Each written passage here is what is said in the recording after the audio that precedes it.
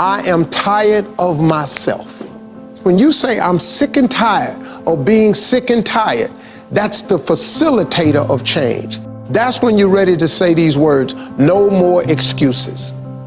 No more excuses.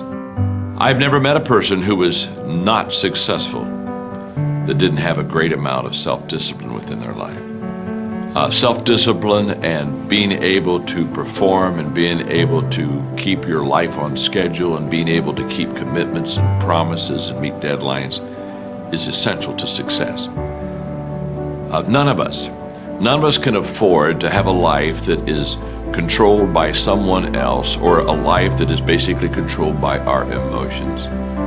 I learned many years ago that there are two kinds of people. There's the type of person who says, I'm going to wait till I feel like it before I do it.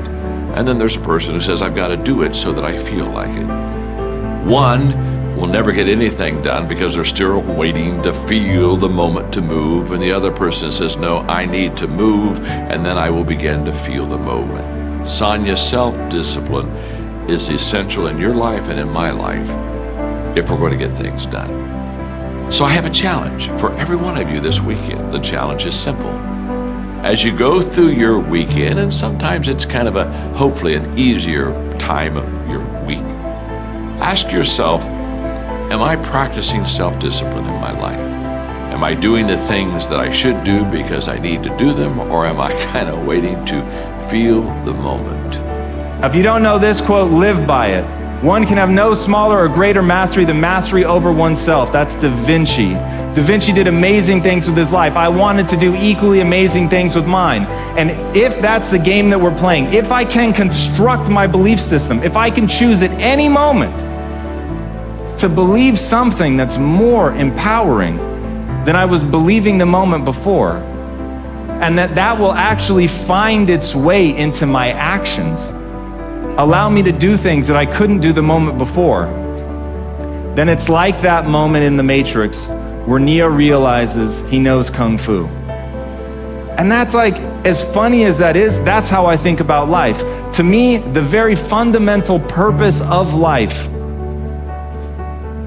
is to find out how many skills I can acquire that have utility, and then put that utility to the test in service of something greater than myself. Stop comparing yourself to others. So the first thing you do is stop focusing on other people. Instead, focus on being the best version of you that you can. Then you'll recognize that you deserve to sit at the big table with everybody else after you become the best that you can be. Now, once you've accepted that you have as much right to success and much right to succeed as anybody else, the next step is learning how to talk the talk. You have to get fluent in the language of success so you speak it with ease. Surround yourself with people who've accomplished their dreams and immerse yourself in the culture of achievement. The ideal situation for a man or woman to die is to have family members praying with them as they cross over.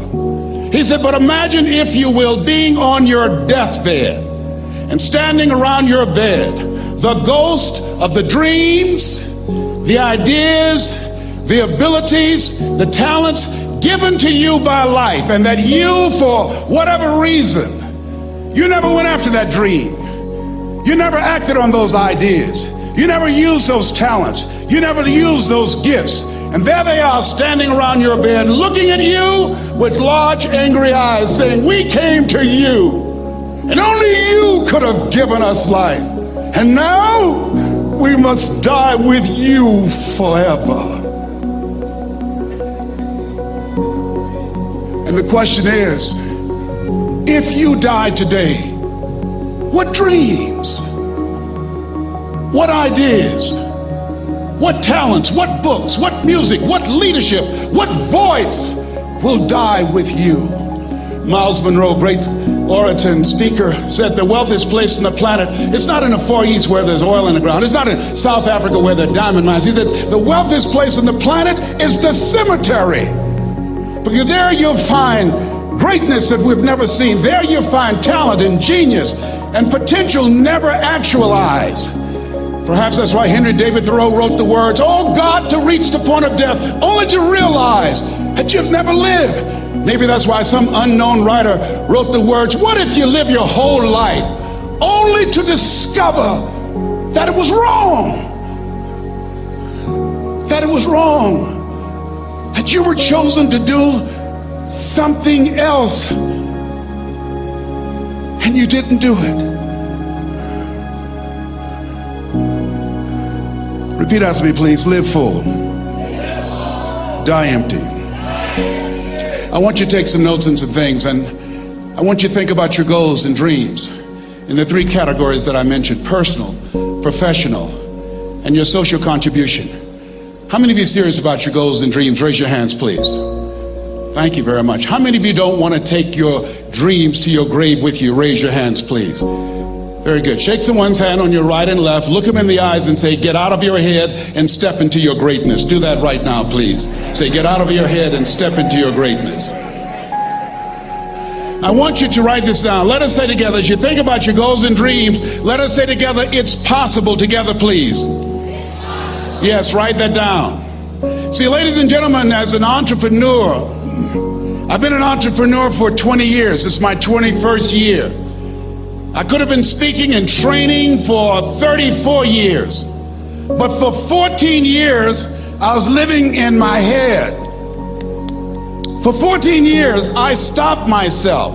For 14 years, I used to go see Zig Ziglar, that I considered the #1 motivational speaker on the planet. Zig Ziglar and Tony Robbins, they're the best on the planet. Bob Proctor, they're the best on the planet. Jack Canfield, Mark Victor Hansen, T. Harv Eker. I would go and see them, and then I would leave, and my conversation with myself was, my heart would say, "I can do that." And then my mind would ask, how? How would you do that, Les Brown? See, when I was in the 5th grade, I was identified as EMR, labeled educable mentally retarded. Put back from the 5th grade to the 4th grade. I failed again when I was in the 8th grade. I have no college training. And a man changed my life, and I'll never forget his name, Mr. Leroy Washington. He's in his 80s now, and he's blind from glaucoma, but he gave me a different vision of myself. I was in his class waiting on another student. He came in and said, "Young man, go to the board and work this problem out for me." I said, "Oh, sir, I can't do that." I said, "Why not?" I said, I'm not one of your students." He said, "Look at me." "Yes, sir. Go to the board and work the problem out anyhow." I said, "Sir, I can't do that." He said, "Why?" I said, "Sir, because I'm educable mentally retarded, sir. I'm in special education." And the students started laughing. They said, "That's Leslie. That's not Wesley. He's DT. Wesley is the smart twin." He said, "What does DT stand for?" I said, I'm the dumb twin, sir." And as the students laughed at me, he came from behind his desk, he looked at me and he said, "Don't you ever say that again. Someone's opinion of you does not have to become your reality."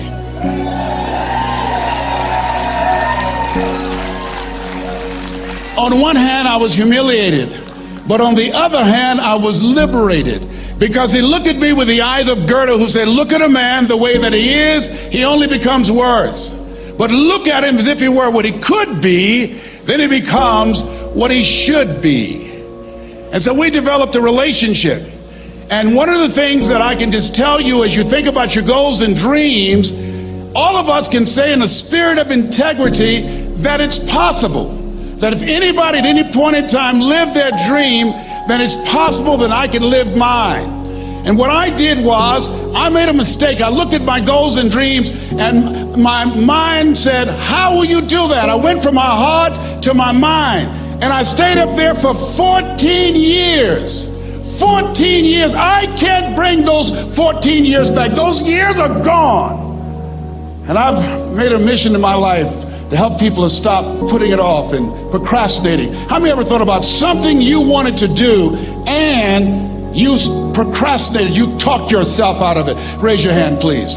There's a proverb that says, "If there's no enemy within, the enemy outside can do us no harm." And so, as you look at your goals and dreams, every day we must convince ourselves, we must sell ourselves on that it's possible. Every seminar, every workshop, every book that I've ever read, every speaker that I've ever heard, it interrupted what I was believing about myself. Everything that you do, everything matters. As you go through each day, I know now as I look back at age 63, looking at my life, everything matters. T. Harv is right. How you do anything is how you do everything. And I realized that the choices I was making was based upon how I saw myself. Let us say together, it's necessary.